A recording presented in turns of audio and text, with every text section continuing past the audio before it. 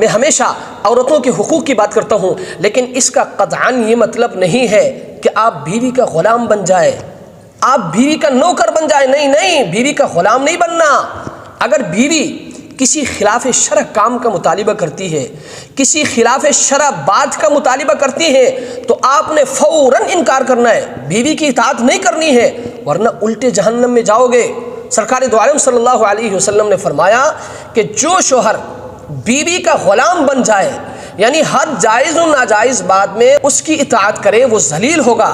اور حضرت حسن بصری رحمۃ اللہ علیہ فرمایا کرتے تھے کہ جو شوہر اپنے بیوی کی ہر جائز و ناجائز بات میں اس کی اطاعت کرتا ہے، اللہ تبارک و تعالیٰ قیامت کے دن اس کو اندھا کر کے جہنم میں پھینکیں گے۔ اس لیے میرے بھائیوں، یہ کوئی مذاق نہیں ہے۔ آپ نے بیوی سے محبت ضرور کرنا ہے، آپ نے ان سے پیار ضرور کرنا ہے، آپ نے ان کو محبت ضرور دینا ہے، لیکن بیوی کا غلام نہ بننا، بیوی کا نوکر نہ بننا کہ اگر وہ کسی خلاف شرع کام کا مطالبہ کرتی ہے آپ نے فوراً اس کی اطاعت کی، اگر وہ کوئی خلاف شرع بات کرتی ہے آپ نے فوراً اس کی اطاعت کی۔ نہیں، ایسا نہیں کرنا۔